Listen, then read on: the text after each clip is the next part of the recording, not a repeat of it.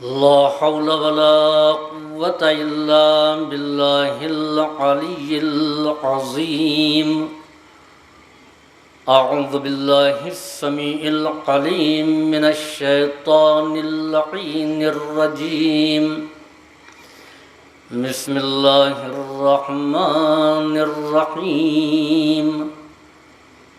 الحمد لله الذي هدانا لهذا وما كنا لنهتدي لولا أن هدانا الله. لقد جاءت رسل ربنا بالحق. الصلاة والسلام التحية والإكرام على صاحب الحوض الكوثر والخطبة والمنبر والركن والمشعر والوجه الأنور والخد الأقمر والجبين الأزهر والنسب الأطهر والحسب الأشهر صاحب الفضل والعطاء والجود والسخاء والنور والضياء العبد المؤيد والرسول المسدد مولانا أبي القاسم محمد وعلى عطرته الطاهرة وذريته النجباء السعداء لا سيما على بقية الله الأعظم في الأرضين. أما بعد فقد قال رب العالمين في كتابه المبين. بسم الله الرحمن الرحيم. والعصر إن الإنسان لفي خسر إلا الذين آمنوا وعملوا الصالحات وتواصوا بالحق وتواصوا بالصبر. صلوات.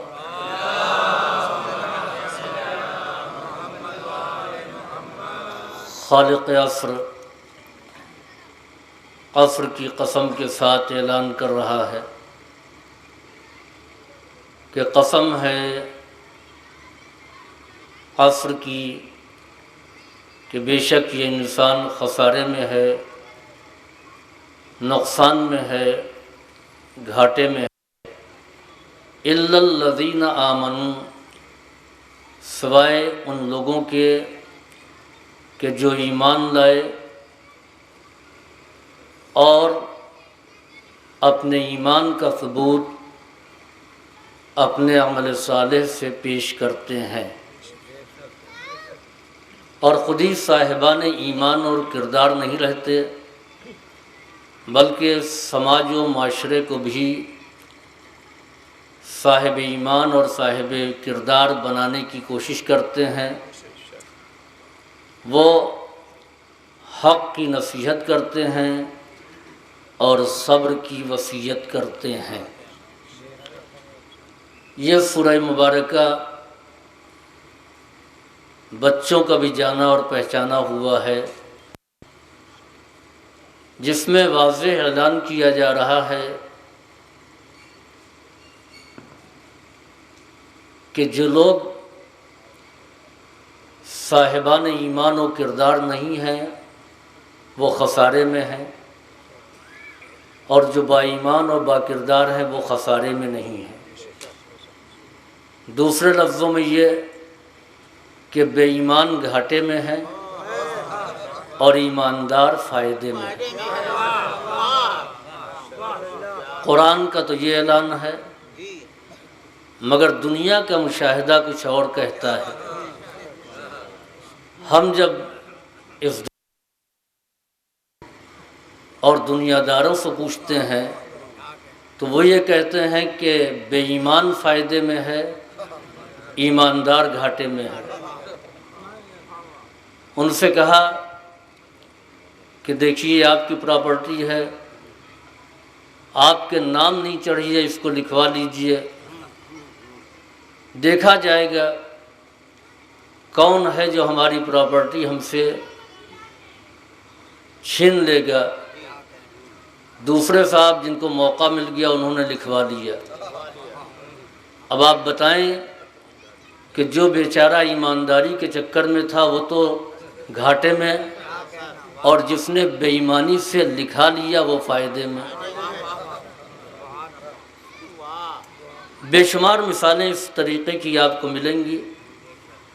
دو دکاندار ایک ہی بستی کے، ایک ہی سرمایہ سے ایک ہی تجارت شروع کرتے ہیں۔ 2-4 سال کے بعد ایک صاحب بہت آگے بڑھ گئے اور دوسرے صاحب انہوں نے کوئی خاص ترقی نہیں کی۔ ہم نے جا کر کے ان سے پوچھا جنہوں نے ترقی نہیں کی تھی، آپ پیچھے کیوں رہ گئے؟ تو یہ تو نہیں کہا کہ انہوں نے ترقی بے ایمانی سے کی ہے، مگر بہت کچھ کہہ گئے۔ مولانا میں بڑی ایمانداری سے بزنس کرتا ہوں، میں ڈپلیکیسی نہیں کرتا ہوں، میں ملاوٹ نہیں کرتا ہوں، میں کم سامان نہیں دیتا، لہذا میں زیادہ ترقی نہ کر سکا۔ تو اس کے معنی یہ ہے کہ یہ بیچارے ایماندار تھے اس لیے گھاٹے میں، انہوں نے بیمانی کی اس لیے وہ ترقی کر گئے۔ چلیے اس کو بھی جانے دیجئے، اس لیے کہ ہر ایک کے پاس ہنر تجارت نہیں ہے۔ ان کے پاس ہنر تھا، انہوں نے ترقی کی ہے، ان کے پاس ہنر نہیں تھا، یہ ترقی نہیں کر سکے۔ لیکن نوکری اور ملازمت میں آپ کچھ نہیں کہہ سکتے۔ ایک پوسٹ ہے، ایک سیلری ہے۔ ہم نے یہ دیکھا کہ 5 سال کے بعد ایک صاحب کہاں سے کہاں پہنچ گئے، پرانا مکان بھی جدید ہو گیا، جلال پور میں ہی نہیں بلکہ مختلف جگہوں پر، فیض آباد میں بھی اور جگہ بھی زمینیں لے لی۔ یہ مثال ہے، حقیقت نہیں ہے۔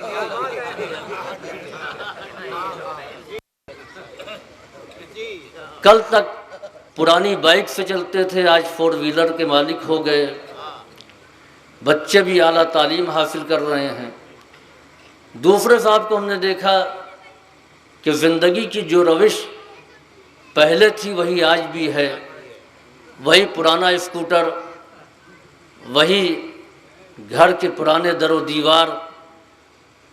ہم نے ان سے کہا کہ لگتا ہے کہ آپ بہت کنجوس ہیں، جب دونوں کی برابر سے تنخواہ ہے تو ان کی کمائی تو نظر آ رہی ہے، آپ نے کیا کمایا ہے وہ دکھائی نہیں دے رہا ہے۔ جواب ملا، مولانا میں بڑی ایمانداری سے ملازمت کر رہا ہوں، میں رشوت نہیں لیتا، میں فائل کو نہیں دباتا، میں کمیشن خوری نہیں کرتا ہوں، صرف اپنی سیلری پر گزارا کرتا ہوں۔ تو نتیجہ یہ نکلا کہ یہ بیچارے ایماندار تھے اس لیے پیچھے رہ گئے، انہوں نے بے ایمانی کی، وہ آگے بڑھ گئے۔ ان سے پوچھا کہ آپ کی ماہانہ تنخواہ تو 50,000 ہے، لیکن ماشاءاللہ اس 5 سال کی ملازمت میں آپ نے 1 کروڑ خرچ کر ڈالا۔ کہ مولانا یہ اللہ کا فضل ہے، یعنی ہم نے بے ایمانی کا نام بھی فضل خدا رکھ دیا ہے، خدا کا فضل ہے۔ اچھا مزاج بھی ہمارا یہ بن گیا ہے، اگر کسی دن توقع سے زیادہ رقم مل گئی تو خدا بہت مہربان ہے۔ زیادہ دولت مل جانا اگر خدا کی مہربانی کی دلیل ہے تو خدا نمرود پر زیادہ مہربان تھا، شداد پر زیادہ مہربان تھا، قارون پر زیادہ مہربان تھا، فرعون پر زیادہ مہربان تھا۔ یاد رکھیں، نہ دولت کی فراوانی خدا کی مہربانی کی دلیل ہے، نہ آزمائشوں میں گھر جانا خدا کی ناراضگی کی دلیل ہے۔ خدا کبھی دولت دے کے آزماتا ہے، کبھی مصیبتوں میں گرفتار کر کے آزماتا ہے۔ صلوات بھیجیے بر محمد و آل محمد۔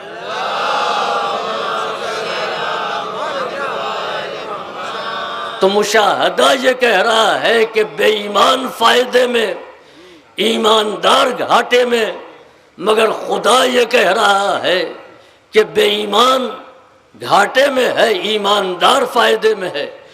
ایک طرف دنیا والے، آج جن ممالک نے ترقی کی اور وہ ترقی یافتہ کہلاتے ہیں، وہ ایمانداری سے ترقی یافتہ نہیں کہلائے، انہوں نے دوسرے ملکوں کے قدرتی وسائل پر قبضہ کیا، بے ایمانی کی، اور تب وہ آگے بڑھے۔ تو اس کے معنی یہ ہے کہ جنہوں نے بے ایمانی کی وہ فائدے میں، جو ایماندار رہے وہ گھاٹے میں۔ تو ایک طرف پوری دنیا کا اجماع ہے کہ بے ایمان فائدے میں، ایماندار گھاٹے میں، اور دوسری طرف اقلیت نہیں، وحدت کا اعلان ہے کہ ایماندار فائدے میں ہے، بے ایمان گھاٹے میں۔ اب درمیان میں بیچارہ مسلمان، وہ دنیا والوں کی مانے یا خدا کی مانے؟ اب مسلمان سے پوچھئے کہ قرآن کہہ رہا ہے، خدا یہ اعلان کر رہا ہے کہ بے ایمان گھاٹے میں ہے، ایماندار فائدے میں ہے، دنیا ہیں ایماندار گھاٹے، بے ایمان فائدے میں، تم کس کی مانو گے؟ تو سر جھکا کے کہے گا اب خدا کو مانا ہے تو اسی کی ماننا چاہیے۔ تو اب یہ اصول طے ہو گیا۔ اس مسئلے کو اور واضح کر دوں، ایک لاش پڑی ہوئی ہے، تن اور سر الگ الگ، آپ کسی سے پوچھئے، ہندو سے، مسلمان سے، سکھ سے، عیسائی سے، بدھسٹ سے، جینی سے، سب یہ کہیں گے کہ یہ مردہ ہے، لاش کو کوئی زندہ نہیں کہے گا۔ اب آئیے ایک میدان اور ہے، ہم نے یہودی سے پوچھا کہ یہ جو آدمی مردہ پڑا ہوا ہے، یہ لاش جو پڑی ہوئی ہے یہ زندہ ہے یا مردہ؟ وہ کہے گا مردہ۔ ہم نے عیسائی سے پوچھا یہ زندہ ہے مردہ؟ وہ جواب دے گا کہ مردہ ہے۔ ہم نے ایک ہندو سے پوچھا یہ زندہ ہے مردہ؟ وہ جواب دے گا کہ مردہ ہے۔ سکھ سے پوچھا زندہ ہے مردہ؟ وہ جواب دے گا مردہ ہے۔ اقوام عالم سے ہم سوال کرتے رہے، سب نے کہا یہ مردہ ہے۔ خدا کہتا ہے خبردار مردہ گمان بھی نہ کرنا، یہ زندہ ہے، راہ خدا میں رزق پاتے ہیں۔ تو اب یہ طے ہو گیا ایک مرد مسلمان کے نزدیک کہ جو دنیا والے کہیں اس کو نہ مانو، جو خدا کہے اس کو مانو، یعنی اجماع کو نہ مانو، خدا واحد کے اعلان کو مانو۔ اب دنیا کا اجماع کہہ رہا ہے کہ یہ امیر، خدا کہہ رہا ہے یہ امیر، دنیا والے کہہ رہے ہیں یہ حاکم، خدا کہہ رہا ہے یہ حاکم۔ تو مسلمان ہے تو خدا جو کہے گا وہی ماننا پڑے گا۔ بس یہی فرق ہے ہم میں اور عام مسلمانوں میں، ہم نے اس کو مانا جس کو خدا نے کہا، باقی اس کو مانا جس کو امت نے کہا۔ صلوات بھیجیے بر محمد و آل محمد۔ اور عزیزوں، یہ مسلمان جب ماننے پر آتا ہے تو خوب مان لیتا ہے۔ انبیاء کتنے آئے؟ 1,24,000۔ قرآن میں کہاں لکھا ہے؟ کوئی ایک آیت بتا دے جس میں تعداد لکھی ہو۔ وَلِكُلِّ قَوْمٍ هَادٍ، ہر قوم کے لیے ہادی اور رہنما ہے، مگر آپ کو انبیاء کی تعداد نہیں ملے گی۔ اچھا، بہت سے لوگ ہیں جو کہتے ہیں کہ قرآن میں دکھائیے وہی مانیں گے، تو اسی پر ڈٹے رہیے، قرآن میں ہوگا تبھی مانیے گا۔ قرآن میں عشاء کی 4 رکعت کہاں ہے؟ مغرب کی 3 رکعت کہاں ہے؟ ظہر اور عصر کی 4 رکعت کہاں ہے؟ صبح کی 2 رکعت کہاں ہے؟ قرآن کریم میں مفصل نماز کا طریقہ بھی نہیں ہے۔ قرآن کریم میں مجملاً ہے، کہیں رکوع کا ذکر ہے، کہیں سجدے کا ذکر ہے، کہیں قیام کا تذکرہ ہے۔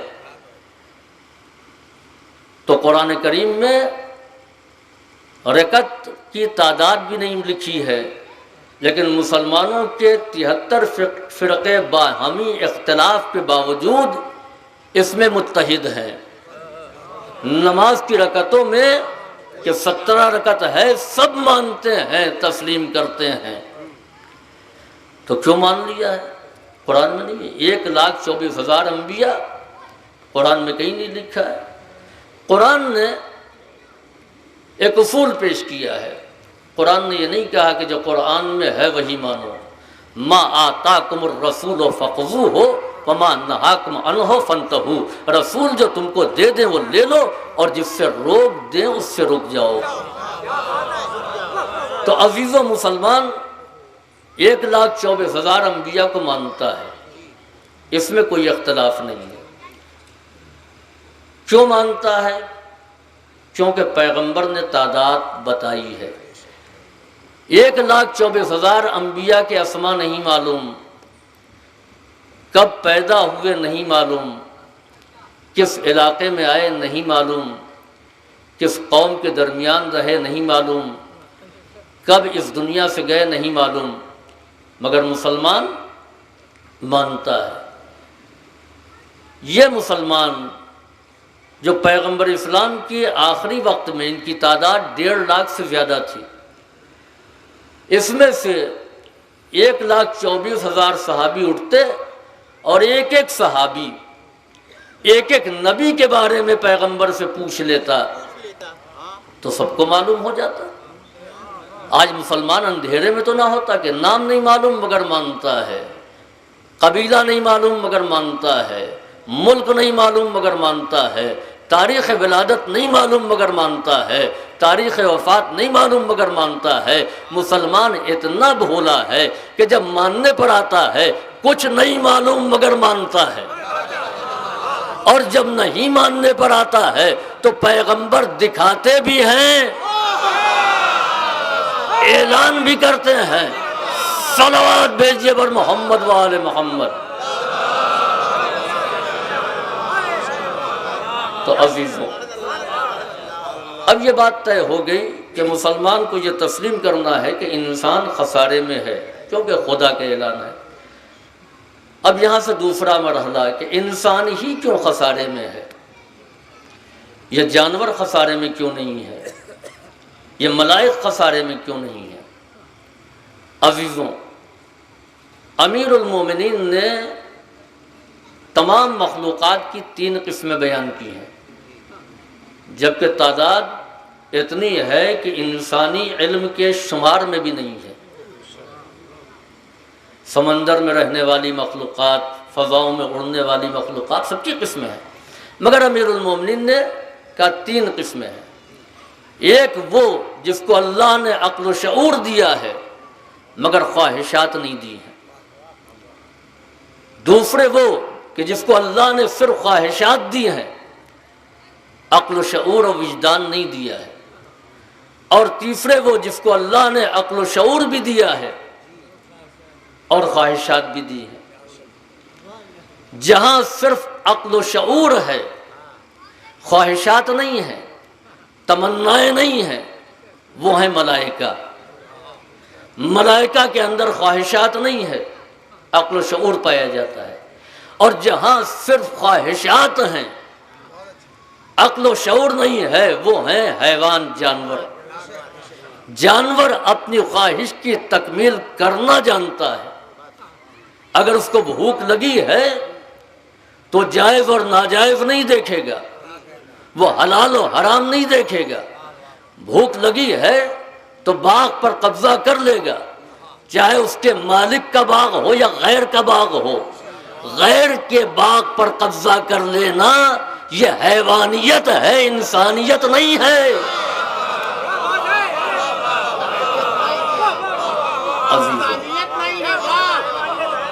تو جانور کے پاس خواہشات ہیں، عقل و شعور نہیں، کے پاس عقل و شعور ہے، خواہشات نہیں۔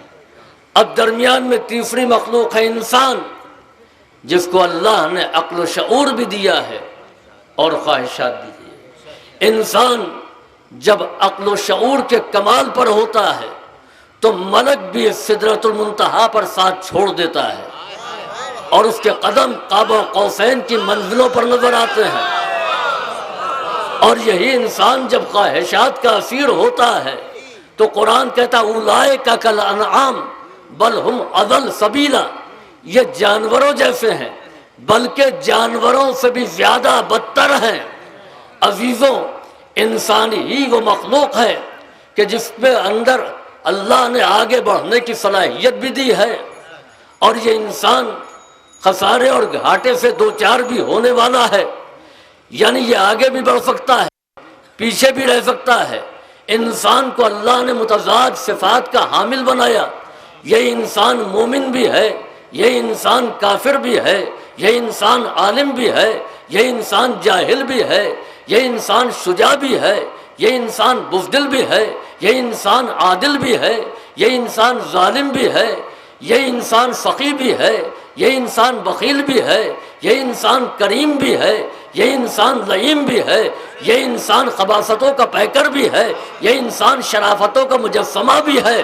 انسان جب اپنی شرافت پر آتا ہے تو ملائک کی جبیں اپنے قدموں پر جھکاتا ہے، اور جب اپنی رذالت پر آتا ہے تو پتھروں کے سامنے خود اپنی پیشانی کو جھکا دیتا ہے۔ صلوات بھیجیے بر محمد و آل محمد۔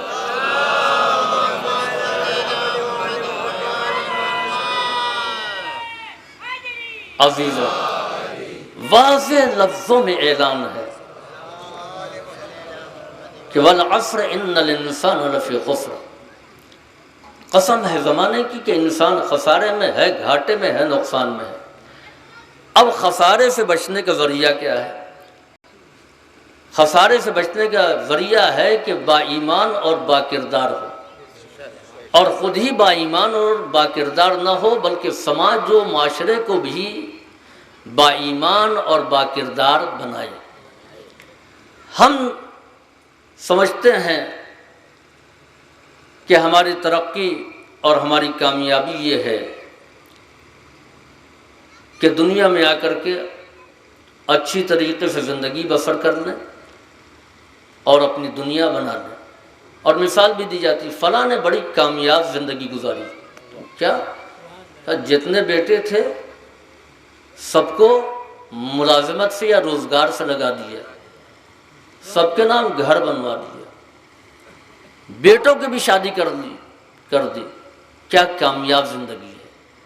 تو کیا مقصد حیات انسانی بیٹوں کو روزگار دلانا اور بیٹیوں کی شادی کرنا ہے؟ تو پھر اس میں ایمان کی شرط ہی نہیں ہے۔ یہ تو وہ بھی کرتے ہیں جو ایمان نہیں رکھتے۔ ہم تو اپنے کو کامیاب سمجھتے ہیں کہ تمام بیٹوں کو الگ الگ گھر بنا کے دے دیا۔ چنگیز خان نے اپنے ہر بیٹے کو بڑا بڑا ملک دیا تھا، تو کیا کامیاب ہو گیا؟ کیا اسی کو کامیابی کہتے ہیں؟ اور آپ دیکھیں کہ جس کو کل تک دنیا کامیاب کہہ رہی تھی، آج آپ چلے جائیے، چاہے راجستھان چلے جائیے، بڑے بڑے رجواڑوں کے محلوں کو دیکھیے، آگرہ اور دلی چلے جائیے، کل تک جس طرف سے گزرنا مشکل تھا، آج نہ کوئی دربان روکنے والا ہے، نہ کوئی حاجب ٹوکنے والا ہے، نہ ذل سبحانی ہے، نہ ذل الہی ہے۔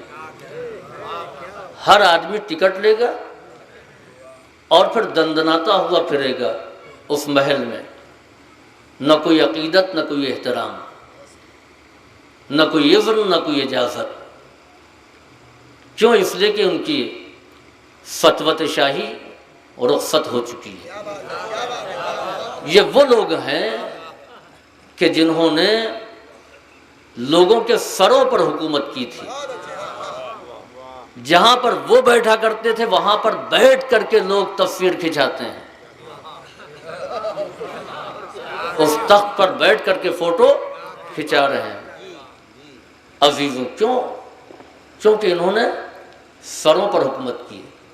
اچھا، جب ان کے مقابر میں جائیے تو وہاں پر بھی نہ کوئی احترام، نہ کسی عقیدت کا جذبہ۔ دنیا کے کسی قبرستان میں جائیے تو آخرت یاد آئے گی، موت یاد آئے گی۔ تاج محل ایک ایسا قبرستان ہے کہ جہاں موت یاد نہیں آتی، قبر ہی تو ہے نا۔ اور اس کا تعلق بھی اقتصادی ہی سے ہے۔ آپ دیکھیے کہ غربا کے جہاں دفن ہوتے ہیں ان کے مدفن قبرستان کہلاتے ہیں، اور جہاں عمراء اور نوابین اور بادشاہان دفن ہوتے ہیں مقبرے کہلاتے ہیں، اور مقبرے سے بڑھ کر کے اس کو محل کہا جاتا ہے، تاج محل، ورنہ اس محل میں قبر کے علاوہ اور کیا ہے؟ یہ وہ ہیں کہ جنہوں نے سروں پر مسلط ہو کر کے حکومت کی ہے، مگر جن کا قبضہ دلوں پر رہا ہے۔ آج بھی ان کے روضے پر جانے والا جاتا ہے، عقیدت بھی ہے، احترام بھی ہے، بغیر اجازت کے داخل نہیں ہو سکتا، کوئی جرأت نہیں کرتا۔ یہ دروازے پر کھڑے ہو کر کے اذن دخول پڑھنا اجازت کا طلب کرنا نہیں ہے تو اور کیا ہے؟ عزیزوں، دنیا نے ایک فاتح اعظم کو دیکھا جس نے 39 سال کی عمر پائی، اور 39 سال کی عمر میں 39 ملکوں پر قبضہ کیا۔ جس طرف گیا قبضہ کر لیا، جس تخت کو دیکھا اس پر قابض ہو گیا، جس تاج پر نگاہ کی اس کو اپنے ٹھوکروں پر رکھ لیا۔ آبادیوں کی طرف سے گزرا تو لاشیں بچھاتا ہوا گزر گیا۔ 39 ملک فتح کرنا 39 سال میں آسان نہیں تھا، تیز رفتار سواریاں نہیں تھیں۔ اس نے جب آخری ملک پر حملہ کیا اور اس کی فوجوں نے اس ملک کو گھیر لیا، اس ملک کا فرما روا عقل مند تھا۔ اس نے دیکھا میرے پاس طاقت نہیں ہے، قوت نہیں ہے کہ میں ان کا مقابلہ کروں۔ اس نے پیغام کہلوایا کہ آپ کو اگر حکومت چاہیے ہم حکومت دے دیں گے، میری رعیہ کی جان مجھے عزیز ہے۔ آپ کو خراج چاہیے ہم خراج دے دیں گے۔ اس فاتح اعظم نے اس کی پیشکش کو قبول کیا کہ حکومت تم ہی کرو، ہم کو خراج چاہیے۔ جب اس بات کو اس نے تسلیم کرا لیا تو اب اخلاقی وار کیا۔ جس کو تلوار سے زیر نہیں کیا جا سکتا ہے اس کو اخلاق کی تلوار سے زیر کیا جاتا ہے۔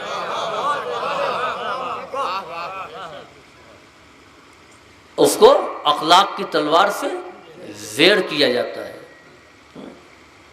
چنانچہ اس نے کہا آپ ولو ہمارے اوپر حملہ کرنے کے لیے آئے ہیں، لیکن جب ہماری سرحدوں میں آ گئے تو آپ ہمارے مہمان بن جائیں۔ اس نے طرح طرح کے کھانوں کا انتظام کیا پورے لشکر کے لیے۔ لشکر کے سامنے دسترخوان بچھ گیا اور کھانا شروع ہو گیا۔ کھانے کا نکلتا جا رہا، فاتح اعظم کی بھوک بڑھتی جا رہی ہے۔ ان کے سامنے بھی دسترخوان بچھایا مگر کھانا نہیں رکھا، جواہرات کو رکھا، اشرفیوں کو رکھا۔ انہوں نے کہا بھائی کھانا کا مجھے بھوک لگی، کہا بسم اللہ، کہ ان سے پیٹ نہیں بھرتا ہے۔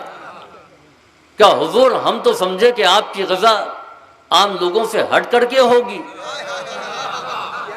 آپ بتائیے کہ آپ کیا کھاتے ہیں؟ کہ بھائی جو عام انسان۔ کہ آپ کی غذا کا پیمانہ کیا ہے؟ کہ 3 پاؤ گندم۔ اس نے وہیں پر کہا کہ افسوس کہ تم کو تمہارے ملک کی سرحدوں کے اندر 3 پاؤ غذا نصیب نہیں ہوگی، کہ تم بچوں کو یتیم کر رہے ہو، عورتوں کو بیوہ کر رہے ہو، آبادیوں کو ویرانوں میں تبدیل کر رہے ہو۔ یہ لمحہ فکریہ تھا اس فاتح اعظم کے لیے۔ اور پھر اس نے کہا کہ اب مجھے کسی ملک پر حملہ نہیں کرنا ہے۔ واپس آیا، بیمار پڑ گیا، اطباء علاج سے عاجز ہوئے، خزانے کا منہ کھول دیا، دنیا کے بڑے بڑے طبیب بلائے گئے مگر افاقہ نہ ہوا۔ آخر میں اطباء نے کہا وقت کم بچا ہے، وصیت کر دیجیے۔ اس نے کہا یہ میرے خزانے، یہ آہن پوش فوجوں کا ہجوم، یہ میرا طاقتور لشکر، یہ مجھے بچا نہیں سکتا۔ کہا نہیں، کہ افسوس جس کے پیچھے میں بھاگتا رہا، خسارے کے علاوہ کچھ میرے ہاتھ نہیں آئے۔ اب اتنا کر دو کہ میرے دونوں ہاتھوں کو بند کفن سے باہر نکال دو۔ میں نے بڑے خزانوں پر قبضہ کیے، ڈھیر دولت کی لگا دی، مگر میں اس دنیا سے ناکام جا رہا ہوں، خالی ہاتھ جا رہا ہوں۔ جس کو دنیا کامیاب کہہ رہی تھی وہ خود اپنی ناکامی کا اعلان کرتا ہوا جا رہا ہے۔ ہماری جانیں قربان ہو جائیں اس ذات اقدس پر کہ جس کی غذا نان جو تھی، جس کا لباس پیوندار تھا، جب اس دنیا سے جانے لگا تو اعلان کیا، فزت رب الکعبہ، رب کعبہ کی قسم میں کامیاب ہوا۔ آپ یہ بتائیں کہ کامیابی جس کے قدم چون رہی تھی، جو بدر میں کامیاب ہوا، جو احد میں کامیاب ہوا،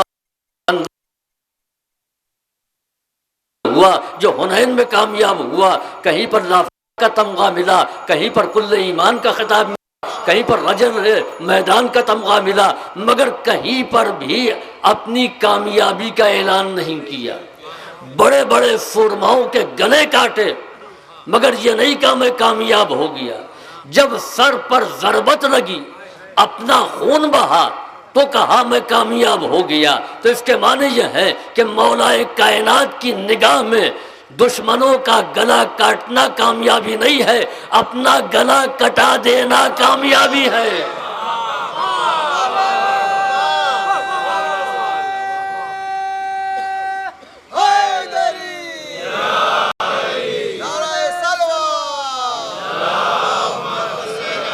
اور کیوں نہ ہو فوق کل بر بر حتی یقتلا فی سبیل اللہ فلیس فوقہ، ہر نیکی سے بالا تر ایک نیکی ہے کہ یہاں تک راہ خدا میں قتل کر دیا جائے، اس سے بالا تر کوئی نیکی نہیں۔ تو امیر المومنین نے اپنی کامیابی کا اعلان کیا، اور ایک جگہ اور کامیابی کا اعلان کیا۔ وہ کہاں؟ جب سب کسا کے اندر آ گئے، آئے تطہیر نازل ہو گئی، تب بھی نہیں کہا کہ ہم کامیاب ہو گئے۔ پیغمبر سے کہا اخبرنی مال جلوسنا ھذا، آپ مجھے بتائیے کہ اللہ کے نزدیک اس کی فضیلت کیا ہے۔ اور جب پیغمبر نے کہا فیہ جمع من شیعتنا ومحبینا الا ونزلت علیہم الرحمہ وحفت بهم الملائکہ واستغفرت لهم الی ان یتفرقوا، فیہ محموم ولا محموم الا فرج اللہ ہم ولا مغموم الا کشف اللہ غم ولا طالب حاجت الا قضى اللہ حاجتہ۔ تب امیر المومنین نے کہا اعظم واللہ فزنا وسعدنا وکذالک شیعتنا فازوا وسعدوا، قسم خدا کہ ہم کامیاب ہوئے اور ہماری پیروی کرنے والے کامیاب ہوئے۔ ہمارے پیروی کرنے والے کامیاب ہوئے۔ تو عزیزو، تنہا خود کامیاب ہونا بڑی کامیابی نہیں ہے، چاہنے والوں کو بھی کامیاب بنانا بڑی کامیابی ہے۔ اور یہی وجہ ہے کہ جب کوئی علی کا ماننے والا، اہل بیت کا چاہنے والا جب اس دنیا سے جاتا ہے تو وہ زبان حال سے یہ اعلان کرتا ہے کہ ہمارے دونوں ہاتھ اس فاتح اعظم کی طرح خالی نہیں ہیں، ایک میں قرآن ہے، دوسرے میں اہل بیت کا دامن ہے۔ اور ہماری مجالس میں یہ وجہ ہے، پہلے قرآن کی تلاوت اور پھر منبر سے ذکر اہل بیت۔ یہ مرنے والے کے لیے قرآن کی تلاوت اور ذکر اہل بیت یہ در حقیقت جانے والے کی کامیابی کا اعلان ہے۔ صلوات بھیجیے بر محمد و آل محمد۔ تو عزیزوں، کامیابی ہے کیا؟ کس کو کہتے ہیں؟ ہم نے جو معیار بنایا ہے وہ نہیں ہے، وہ کامیابی کا معیار نہیں ہے۔ چنانچہ ایک داستان ہی ہوتی ہے، حقیقت سے اس کا تعلق نہیں ہوتا، مگر اس سے جو نتیجہ نکلتا ہے وہ واقعاً حقیقی ہوتا ہے۔ چنانچہ ایک حکومت تھی، ایک علاقہ تھا جہاں کا دستور یہ تھا کہ وہ اپنے درمیان سے کسی کو بھی اپنا حاکم نہیں بناتے تھے۔ اجنبی کا استقبال کرتے تھے بیرون شہر اور اس کو لے آتے تھے، سال بھر کے لیے اس کو حاکم بناتے تھے، اور سال جیسے ہی تمام ہوتا تھا وہ اس کو قریب کے ایک بھیانک جنگل میں، جس میں اژدہے اور درندے سے بھرا ہوا جنگل، وہاں چھوڑ آتے تھے، اور پھر بیرون شہر آ کر کے کھڑے ہو جاتے تھے۔ جو اجنبی آتا تھا اس کو استقبال کر کے وہ لے آتے تھے۔ انہوں نے سال بھر پرانے بادشاہ کو رخصت کیا، جنگل میں چھوڑا، نئے حاکم کے انتظار میں بیرون شہر کھڑے ہو گئے۔ ایک اجنبی آتا ہوا دکھائی دیا، اچھا اس نے بھی دیکھا ایک بھیڑ ہے، اور یہ انسانی فطرت ہے کہ جہاں پر بھیڑ ہوتی ہے تجسس پیدا ہو جاتا ہے، بھائی کیوں کھڑے ہوئے ہیں یہ لوگ۔ چنانچہ جیسے وہ قریب ہوا تو ان لوگوں نے کہا آئیے آئیے آئیے، ہم آپ ہی کے انتظار میں۔ کہا میرے انتظار میں نہ کوئی نیتا ہوں، نہ ہی کوئی مشہور آدمی ہوں، میں تو عام آدمی ہوں۔ کہا کہ ہم آپ کا انتظار اس لیے کر رہے تھے کہ ہمارا دستور یہ ہے، اور اس مرتبہ آپ کی قسمت جاگی ہے، آپ کو سال بھر کے لیے ہم حاکم بنائیں گے، اور سال بھر کے بعد آپ کی مرضی سے نہیں جانے دیں گے، ہم لے جا کر کے جنگل میں چھوڑ دیں گے، پھر آپ جانیے آپ کی قسمت۔ اب حکومت ہوتی ہے، چاہے ایک دن کی ہو، ملک رے کا خیال انسان کو جہنم تک پہنچا دیتا ہے۔ جائے کہ سال بھر کی حکومت، اچھا یہی ہوتا ہے کہ دیکھا جائے گا، ابھی تو مزے ہیں نا، یہ ہمارا مزاج ہے، بعد میں دیکھا جائے گا جو ہوگا۔ چنانچہ یہ تخت پر بیٹھا، کہا آپ کب تک ہمارے پابند ہیں؟ کہا 1 سال تک آپ کا ہر حکم مانا جائے گا، اس کے بعد نہیں۔ کہا ہم سے پہلے کون بیٹھا تھا؟ کہا فلاں صاحب۔ اس سے پہلے؟ کہا فلاں صاحب۔ کتنے کو جنگل بھیج چکے؟ کہا 15ویں ہیں۔ کہا اچھا چلو مجھے جنگل دکھاؤ، فوج کو تیار کرو۔ اب جنگل گیا تو انسانی ڈھانچے نظر آئے۔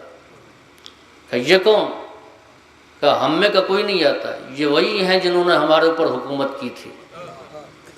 واپس آیا، اس نے فوجی کمانڈروں کو بلایا اور کہا فوج لے کر کے جاؤ، جنگل کے تمام درندوں اور اژدہوں کو مار ڈالو، سب کو ختم کرا دیا۔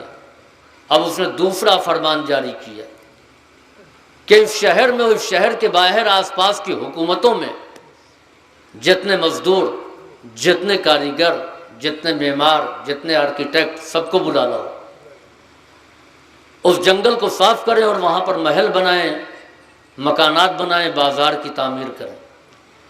سال بھر تک جنگی پیمانے پر کام ہوتا رہا اور وہ خود اسی کی نگرانی کرتا رہا، اور جب اس جنگل کو آباد کر چکا اور سال پورا ہو گیا تو اس نے فوجی کمانڈروں اور وزراء کو بلایا، کہا کہ آپ اپنی رسم پوری کیجئے، ہم کو جنگل میں پہنچا دیجئے۔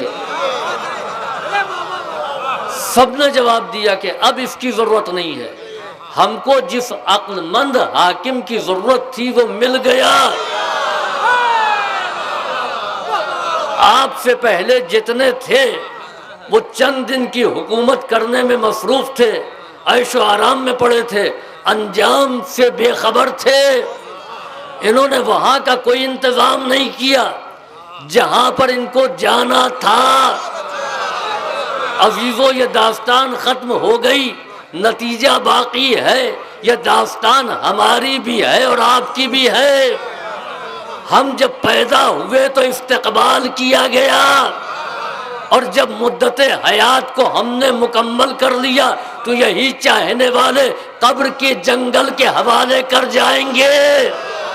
جس نے وہاں کا انتظام کیا ہوگا وہ آرام میں رہے گا، جس نے اس کو فراموش کر دیا اس کے لیے تکلیفیں ہیں، پریشانیاں ہیں۔ صلوات بھیجیے بر محمد وآل محمد۔ تو جس نے وہاں کا انتظام نہیں کیا وہ والعصر ان الانسان لفی خسر، قسم ہے زمانے کی کہ یہ انسان خسارے میں ہے، یہ انسان گھاٹے میں ہے، یہ انسان نقصان میں ہے، سوائے ان لوگوں کے کہ جو ایمان لائے اور عمل صالح بجا لائے، حق و صبر کی وصیت کرتے ہیں۔ اچھا عزیزوں، یاد رکھیں کہ انسان ہونا یہ شرف ہے، فخر نہیں۔ اس لیے کہ اللہ نے ہم کو انسان بنایا ہے۔ شرف کسے کہتے ہیں؟ جو دوسروں سے ملے وہ شرف ہے، جو قوت بازو سے حاصل کیا جائے وہ افتخار ہے۔ امیر المومنین نے فرمایا کہ لیس الفتى من یقول کان ابی ان الفتى من یقول ہا انا ذا، وہ فتح نہیں ہے جو کہتا ہے کہ میرے باپ ایسے تھے اور دادا ایسے تھے اور خاندان ایسا تھا، وہی حیثیت نہیں۔ فتح وہ ہے جو کہتا ہے ہا انا ذا، میں یہ ہوں۔ تو اللہ نے انسان بنایا ہے تو یہ اس کی طرف سے شرف ملا ہے۔ اب اس شرف کو مینٹین رکھیں تو اسی کو انسانیت کہتے ہیں۔ اگر مینٹین نہیں رکھ پائے اور شرف کے اوپر شکریہ ادا کیا جاتا ہے۔ اب فخر کیا ہے کہ انسان ہونا شرف ہے، صاحب ایمان و کردار بننا یہ فخر ہے، یہ افتخار ہے۔ ورنہ انسان ہونا اللہ کی طرف ایک شرف ہے۔ اچھا خدا اگر جانور بنا دیتا تو کیا کرتے؟ پیڑ کی طرح اگا دیتا تو کیا کرتے؟ پتھر ہوتے تو کیا کرتے؟ تھا اپنے بس میں، اپنے اختیار میں نہیں، اس نے جو بنا دیا بن گیا۔ اور جب اس کو مینٹین نہیں کر پائیں گے تو کہیں تو کہا جانور سے بدتر اور کہیں کہا جانور جیسے۔ ماشاءاللہ امام جمعہ نہیں، ائمہ جمعہ موجود ہے۔ سورہ جمعہ میں ہے ایک بھولے بھالے جانور کا ذکر ہے جس کو حمار یعنی گدھا کہتے ہیں۔ مثل الذین حملوا التوراۃ کمثل الحمار یحمل اسفارا، مثل الذین، ان لوگوں کی مثال، حملوا التوراۃ، جنہوں نے توریت کو اٹھایا یعنی توریت پر عمل کیا، ثم لم یحملوها، اور پھر اس پر عمل چھوڑ دیا، کمثل الحمار، وہ مثل گدھے کے ہیں۔ یعنی احکام قرآنی پر عمل نہ کرنے والا قرآن کی نظر میں گدھا ہے، چاہے اس کو انسان کہا جائے۔ اب یہیں پر ایک سوال اور اپنے نوجوانوں سے کہ گدھے کے جیسا کیوں کہا، گائے کے جیسا کیوں نہیں کہا، اونٹ کے جیسا، گھوڑے کے جیسا؟ بھئی گدھے کا قصور کیا؟ بڑا سیدھا جانور ہے، طاقت سے زیادہ وزن اٹھاتا ہے، زیادہ کچھ اس کی فرمائش بھی نہیں ہوتی، ڈیمانڈ بھی نہیں ہے۔ گھوڑے کے لیے تو مینٹین کرنے کے لیے کافی خرچ کرنا پڑتا ہے۔ تو قرآن نے کیوں کہا گدھا؟ کیا اس میں کمی یہ ہے کہ یہ عقل سے کام نہیں لیتا؟ یعنی جو ناسمجھ ہیں وہ گدھے ہیں۔ اچھا میری عمر کے جتنے لوگ ہیں وہ چاہے زبان سے نہ کہیں مگر دل سے کہیں گے یہ خطاب سب کو ملا ہے۔ اب استاد سمجھا رہے نہیں سمجھے گا گدھے ہیں آپ، ابا نے 10 کام سمجھایا اور نہیں سمجھ پائے گا گدھے ہیں آپ، تو یہ خطاب تو ملا ہے۔ اب چاہے جدید دور کے والدین یہ خطاب نہ دیتے ہوں مگر ہمارے زمانے میں ظہیر بھائی جانتے ہیں، میرے والد ادبیات پڑھاتے تھے اور جھنجھا کہتے تھے گدھے ہیں آپ، اور کبھی کبھی معاصرین کو کہہ دیتے تھے۔ تو یہ تو گدھا کیوں؟ اس لیے کیونکہ عقل سے کام نہیں لیتا۔ اب عقل سے کام نہ لینا یہ کس کو کہتے ہیں؟ اس لیے کہ ہر آدمی بزبان خود عقل مند ہے، اور اگر خاتون خانہ کی زبان میں تو کہیں گے دیکھیے فلاں کے شوہر کتنے عقل مند ہیں اور ہمارے والے بدھو ہیں۔ عقل مند کا خطاب کہاں ملتا ہے؟ تو عزیزوں، اب عقل سے کام نہ لینا کسے کہتے ہیں؟ یہی عثمان پور میں مولانا رئیس صاحب یہیں کے ہیں، ان کے ساتھ کھڑا ہوا تھا میں، دیکھا ایک صاحب جو ہیں وہ بیگ لے کر کے آ رہے ہیں۔ ہم نے پوچھا کہ کہاں سے آ رہے ہیں؟ نہیں بتا پائے، ہنس رہا۔ اچھا یہ عثمان پور میں آپ کو کہاں جانا ہے؟ یہاں جانا ہے، مصطفیٰ آباد جانا ہے، جعفر آباد جانا ہے، کہاں جانا ہے؟ نہیں بتا پا رہے۔ مولانا رئیس صاحب نے کہا کہ مولانا یہ کچھ کم ہے۔ میں نے کہا آپ کیسے کہہ رہے ہیں کم ہے؟ ہم کو تو یہ مکمل نظر آ رہے ہیں، ہاتھ بھی ہے، پیر بھی ہے، ناک بھی ہے، آنکھیں بھی ہیں، سب ہے، اور آپ کہہ رہے ہیں یہ کچھ کم ہے۔ کہا کہ یہ عقل سے کم ہے، یہاں سے کم ہے۔ ہم نے کہا کیا آپ نے دماغ کا آپریشن کر کے دیکھا ہے؟ کہ عقل دیکھنے کی چیز نہیں ہے، احساس کرنے کی چیز ہے، احساس کرنے کی چیز ہے، محسوس کی جاتی ہے۔ کیسے آپ نے احساس کیا؟ کہ ابھی آپ نے پوچھا کہاں سے آ رہے ہو؟ ان کو نہیں معلوم، کہاں جانا ہے نہیں معلوم۔ تو جس کو یہ نہیں معلوم ابتدا کیا ہے انتہا کیا ہے، کہاں سے چلے ہو کہاں جانا ہے، تو وہ بے عقل ہے۔ اسی لیے قرآن نے کہا انا للہ کہو تاکہ معلوم ہو کہ کہاں سے آ رہے ہو، انا الیہ راجعون کہو تاکہ معلوم ہو کہ تم کو جانا کہاں ہے۔ صلوات بھیجیے پر محمد وآل محمد۔ اور اسی بات کو امام جعفر صادق علیہ السلام نے اس انداز میں کہا۔ جب آپ سے پوچھا گیا کہ مولا آپ بتائیں کہ عقل کسے کہتے ہیں، تو آپ نے فرمایا کہ العقل ما عبد بہ الرحمن واکتسب بہ الجنان۔ عقل وہ ہے کہ جس کے ذریعے رحمان کی عبادت کی جائے اور جنت کو حاصل کیا جائے۔ ما عبد بہ الرحمن، اس بات کا اعلان ہے کہ ہم آئے کہاں سے ہیں۔ واکتسب بہ الجنان، جنت کو حاصل کیا جائے، یہ اس بات کا اقرار ہے کہ ہماری منزل کیا ہے، ہماری منزل کیا ہے۔ تو عزیزوں، انسان ہونا یہ شرف ہے، فخر نہیں ہے، صاحب ایمان بننا۔ اب انسان اور ایمان میں فرق ہے۔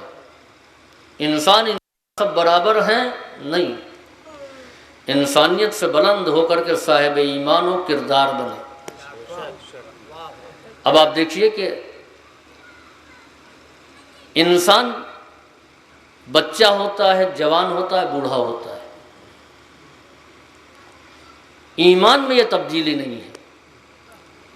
ہو سکتا ہے کہ انسان کے اعتبار سے بچہ ہو اور ایمان کے اعتبار سے کل ایمان ہو سکتا ہے کہ انسان کے اعتبار سے بوڑھا ہو اور ایمان کے اعتبار سے بے ایمان ہو۔ اور ہم نے تاریخ اسلام میں دیکھا کہ بچے نے تصدیق رسالت کیا، بوڑھے نے رسالت میں شک کیا۔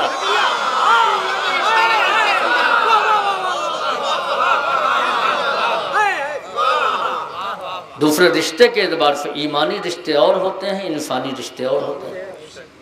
ایمانی رشتہ کیا ہے اور انسانی رشتہ ہوتا ہے، ایک رشتہ جو ہوتا ہے چھوٹا ہوتا ہے نیچا، اور ایک اونچا، ایک برابر کا۔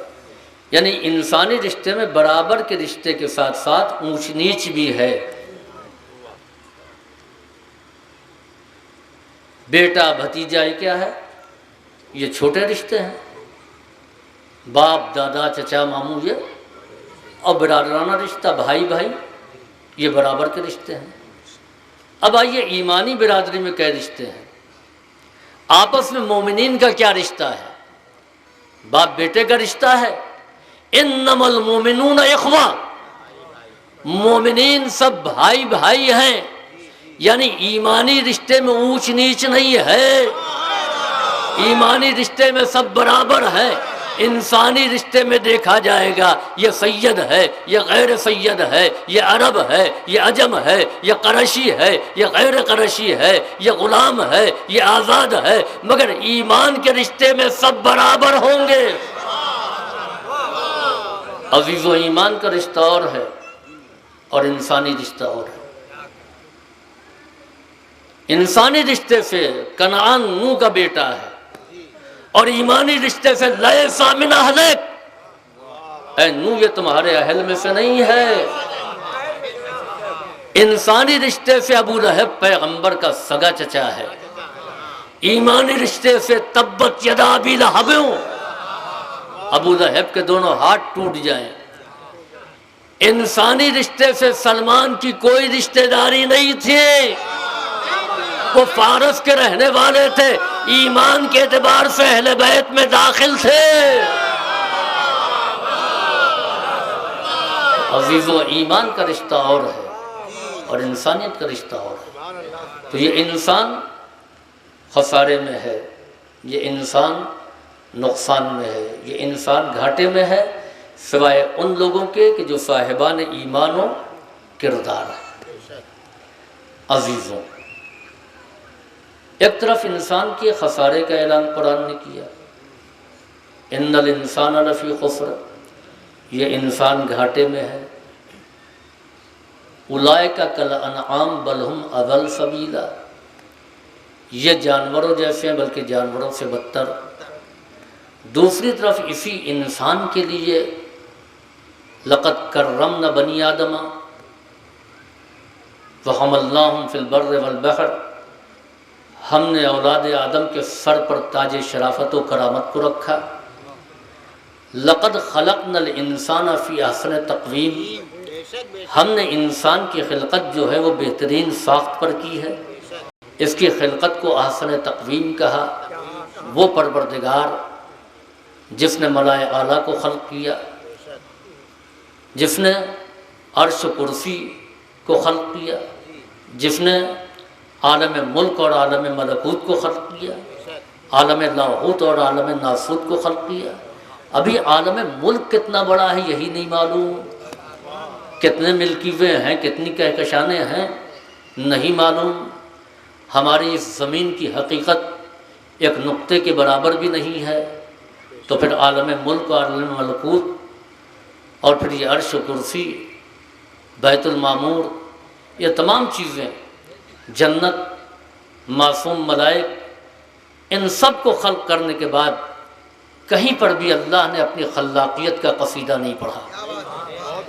لیکن جب انسان کے مرحلہ تخلیق کا ذکر کیا تو ثم انشأناہ خلقا آخر، ہم نے پھر اس کو کچھ اور ہی بنا دیا، اور پھر قدرت نے اپنا قصیدہ جھوم کر کے پڑھا، فَتَبَارَكَ اللَّهُ أَحْسَنُ الْخَالِقِينَ، بابرکت ہے وہ ذات جو خالقین میں سب سے احسن ہے، سب سے بہتر ہے۔ وہ پروردگار جس نے تسنیم و کوثر کو پیدا کیا، جس نے چرخ چہارم کو خلق کیا، جس نے زمین کا فرش بچھایا، آسمان کا شامیانہ، ماہ و انجم کی قندیلیں، دریاؤں کو روانی، سمندروں کو طغیانی، نہ معلوم کتنی مخلوق کو پیدا کیا، خلاقیت کا قصیدہ نہیں پڑھا۔ میرے مالک، کیا اسی گھاٹے والے انسان کو پیدا کر کے اپنی خلاقیت کا قصیدہ پڑھنا تھا؟ جب اپنا قصیدہ پڑھنا تھا تو اس کو گھاٹے والا کیوں بنایا؟ عزیزوں، یاد رکھیں کہ انسان دو قسم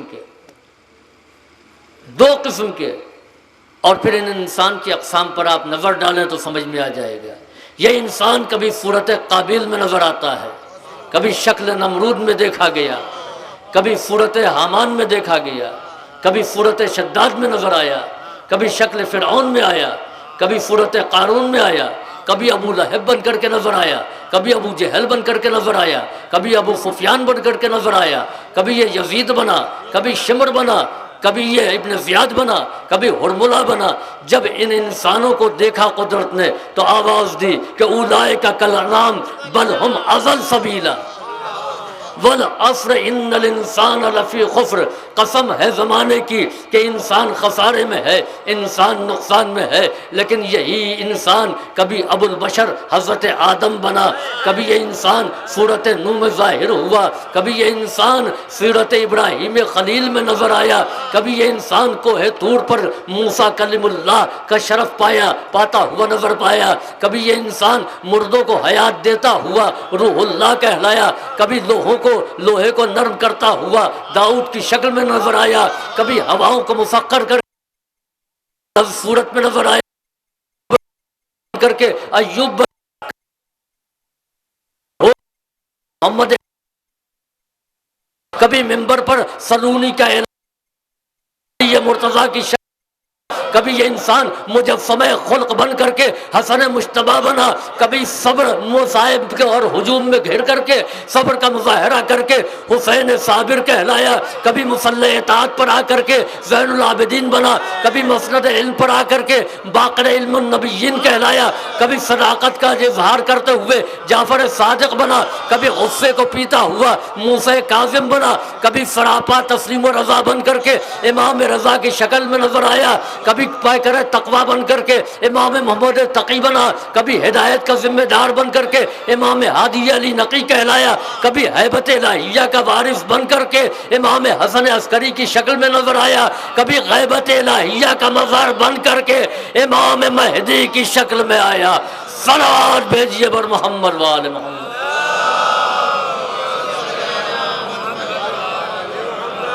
عزیزوں، یہی وہ ہیں کہ جس پر قدرت ناز کرتی ہے، فَتَبَارَكَ اللَّهُ أَحْسَنُ الْخَالِقِينَ، بابرکت ہے وہ ذات جو احسن الخالقین ہے۔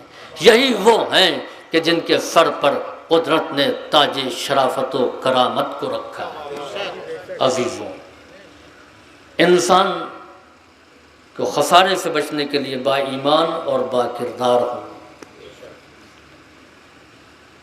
اور خود ہی با ایمان و با کردار نہیں ہو بلکہ سماج و معاشرے کو بھی با ایمان اور با کردار کرے، یعنی امر بالمعروف و نہی عن المنکر یہ ہر ایک کی ذمہ داری ہے، اور یہی مقصد قیام مظلوم کربلا بھی تھا۔ آپ نے فرمایا کہ میں انما خرجت لطلب الاصلاح فی امت جدی اريد ان آمر بالمعروف وانہا عن المنکر، کہ میں امر بالمعروف کروں اور نہی عن المنکر کروں۔ عزیزوں، یہ امر بالمعروف اور نہی عن المنکر یہ امام کے قیام کا مقصد ہے، اور یہی امام کی عزا کا مقصد ہے، یہی کا مقصد ہے۔ نوجوانوں کو بڑا برا لگتا ہے، کل کا مہذب سماج آج باقی نہیں بچا۔ وجہ کیا ہے؟ کل بزرگ ٹوکتے تھے اور آج ٹوکنا بند ہو گیا ہے، اور اس لیے نہیں ٹوکتے ہیں کہ کل کے بزرگ جب ٹوکتے تھے تو ان کا شکر گزار ہوا جاتا تھا۔ آج کا بزرگ ٹوک بھی نہیں سکتا ہے۔ امام حسن علیہ السلام نے جو کہا کہ یہ سماج کیوں، آپ نے کیوں کہا کہ اپنے امت سے نکل رہا ہوں؟ وجہ یہ ہے کہ امر بالمعروف اور نہی عن المنکر ختم، یہ امام کی ذمہ داری تھی۔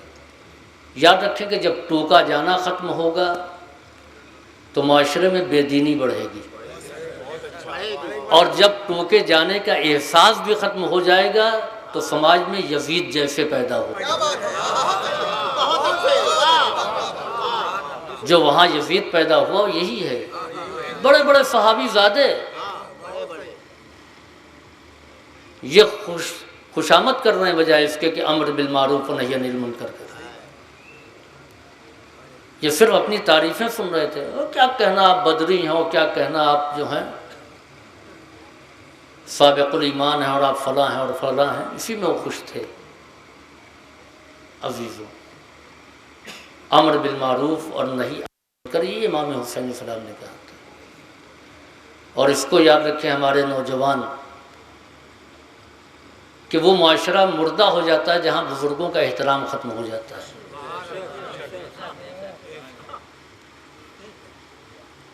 چنانچہ من اکرم شیخ شیبہ فقد اکرم نبی، جس نے ایک بزرگ کی عزت اس کی داڑھی کے سفید ہونے کی یا بالوں کے سفید ہونے کی بنیاد پر کی تو گویا اس نے ایک نبی کی تکریم کی، ایک نبی کی عزت کی، وہ ثواب ملے گا۔ عزیزوں آپ دیکھیں کہ دونوں قسم کے یہ انسان کربلا میں نظر آئے، ایک اولئک کالانعام والے خسارے والے، اور دوسری طرف لقد کرمنا بنی آدم والے۔ اب دیکھیے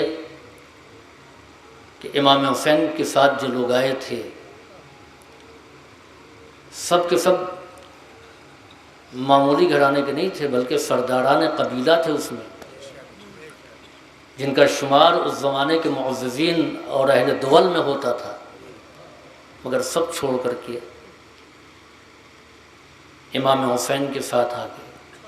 اور ذرا سوچیں کہ کوئی شریف گھرانہ جس کے گھرانے سے بھوکوں کو کھانا ملتا ہو، حاجت مندوں کی حاجت پوری ہوتی ہو، فقیر آ کر کے غنی بن جاتا ہو، آج وہ گھرانہ اتنا مجبور کر دیا گیا کہ بچے صدائے الاتش بلند کر رہے ہیں۔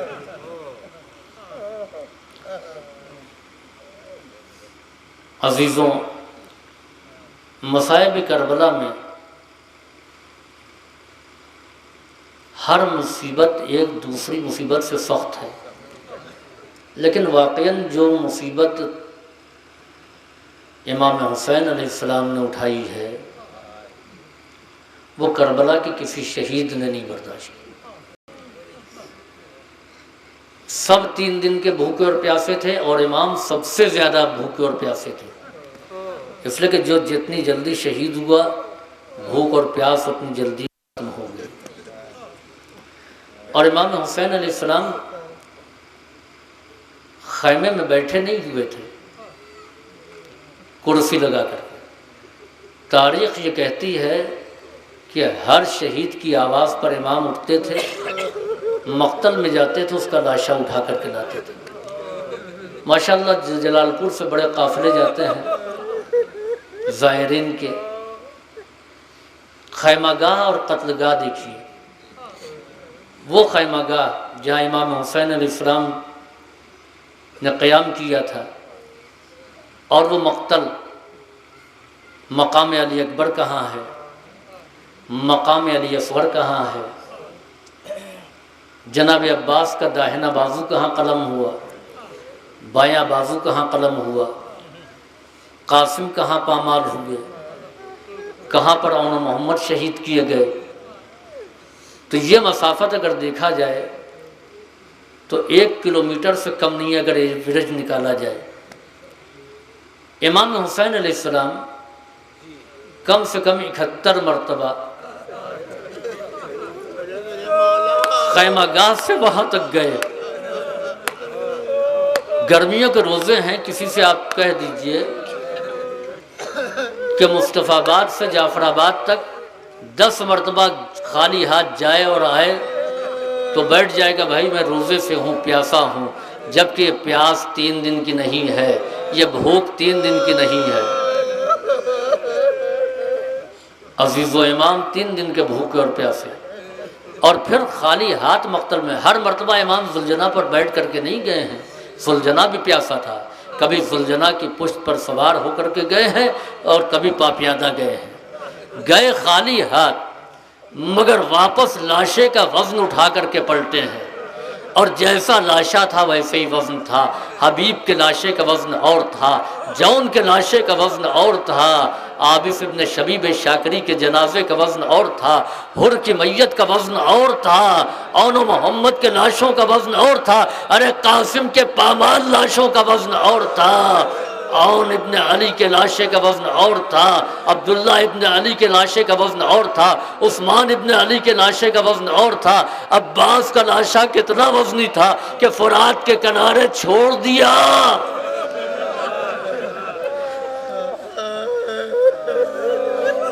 علی اکبر کا لاشا تو اتنا وزنی تھا کہ اٹھایا نہ گیا۔ اے بنی ہاشم کے بچوں آؤ، کڑیل جوان کا لاشا بوڑھے باپ سے نہیں اٹھتا ہے۔ اور ننھی سی میت میں کتنا وزن تھا کہ امام حسین کے قدم بوجھل ہو گئے، خیمے میں داخل نہیں ہو رہے ہیں، در خیمہ پر جا کر کے واپس پلٹتے ہیں اور یہ کہتے جا رہے ہیں انا للہ و انا الیہ راجعون رضا بقضائہ و تسلیما لامرہ، اور پھر آ کر کے رک گئے۔ رباب آؤ، اصغر کو لے جاؤ۔ رباب سے پہلے سکینہ آئی، اے بابا میرے بھائی کو پانی پلا لائے، میرا بھائی بہت پیارا ہے، ضرور پانی ملا ہوگا۔ ابا کا دامن ہٹایا، بہن نے بھائی کا کٹا ہوا گلا دیکھا، چیخ مارا، اے اماں رباب آؤ میرا بھیا آیا ہے۔ رباب آئی، کٹا ہوا گلا دیکھا، ڈھلا ہوا منکا دیکھا، ایک جملہ کا امثل کا ینہر، اے میرے لال کیا تیرے جیسے بھی نہر کیے جاتے ہیں۔ ارباب عزا، ایک طرف وہ انسان جو ملائک سے افضل ہے اور ایک طرف وہ انسان جو جانوروں سے بھی بدتر ہے، جنہوں نے کم سن بچے پر بھی ترس نہیں کھایا۔ ارباب عزا، اب امام سب سے رخصت ہوئے، رخصت ہو کر کے جب باہر نکلے ہیں تو ایک بچی نے ابا کا دامن پکڑا، بعض روایتیں کہتی ہیں کہ سموں سے لپٹ گئی۔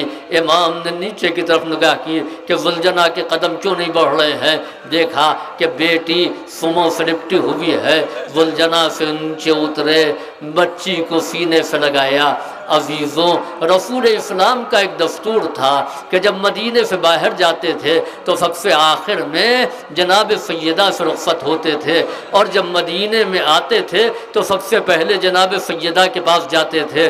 اور اس دستور کو امیر المومنین نے بھی باقی رکھا کہ جناب زینب سے آخر میں ملتے تھے اور سب سے پہلے آ کر کے ملاقات کرتے تھے۔ یہ دستور ائمہ کے یہاں رہا۔ عزیزوں، اب حسین آخری رخصت کے لیے جا رہے ہیں، سب سے رخصت ہو لیے تو سب سے آخر میں بیٹی سے رخصت ہوئے۔ اب بیٹی اسی امید میں کہ بابا جب آئیں گے تو سب سے پہلے مجھ سے ملیں گے، در خیمہ پر کھڑی ہوئی باپ کا انتظار کر رہی ہے۔ کافی دیر ہو گئی، بابا نظر نہیں آئے۔ اچانک زمین ہلنے لگی، سیاہ اور سرخ آندھی چلنے لگی، منادی نے ندا دی، قد قتل الحسین۔ ارے کون ہے جو سنانی سنائے؟ ذوالجناح نے کٹی ہوئی گردن کے سامنے اپنی پیشانی کو رکھ دیا، لہو کو مل لیا، اور اس کے بعد میں الظلیمہ الظلیمہ کہتا ہوا خیمے کی طرف چلا۔ میں کہوں گا اے مصطفیٰ کہ چہرے پر خون کو تو نے ملنا کس سے سیکھا؟ ذوالجناح جواب دے کہ یہ میں نے آقا سے سیکھا ہے، آقا نے بھی خون ناحق کو اپنے چہرے پر مر لیا تھا۔ اب ذوالجناح چلا خیمے کی طرف، وہ بچی جو باپ کا انتظار کر رہی تھی کہ بابا آئیں گے، سب سے پہلے ہم سے ملاقات کریں گے۔ عزیزو، اب جو ذوالجناح کو دیکھا، باگیں کٹی ہوئی ہیں، پیٹھ خالی ہے، بچی سمجھ گئی کہ میں یتیم ہو گئی۔ ارباب عزا، ایک طرف وہ جانور نما انسان جو جانوروں سے بدتر، دوسری طرف یہ حیوان کہ جس کو یہ معلوم ہے کہ یتیمہ کی خبر لینا چاہیے۔ میرے آقا آتے تو سب سے پہلے اپنی بیٹی سے ملتے، چلو چل کر کے آقا کی بیٹی کو پیغام سنا دوں۔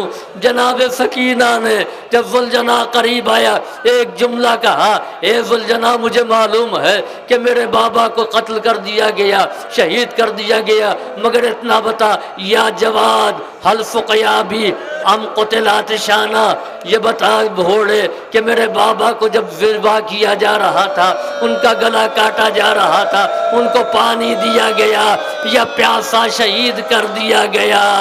من الذی اعتمنی فی صغر سنی، ارے کون ظالم تھا جس نے اس کم سنی میں ہم کو یتیم کر دیا سیعلم الذین ظلموا ای منقلب ینقلبون الا لعنت اللہ علی القوم الظالمین ربنا تقبل منا انك انت السميع العليم اللهم افعل بنا ما انت اهل ولا تفعل بنا ما نحن اهل بجاہ محمد وآلہ الطاہرین۔ آپ حضرات سے التماس ہے کہ ایک مرتبہ سورہ الحمد اور سورہ توحید کی تلاوت کر کے ان مرحومین کی ارواح کو ایصال فرما دیں۔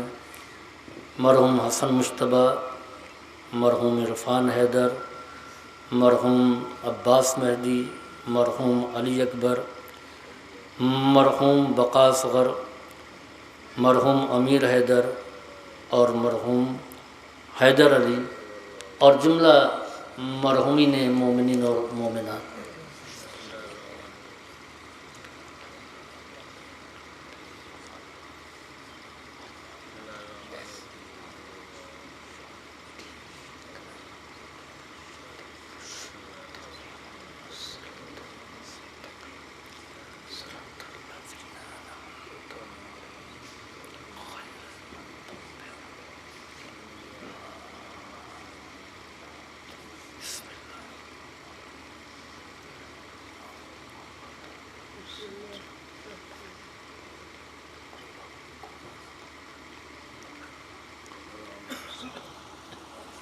وعجل فرج مولانا صاحب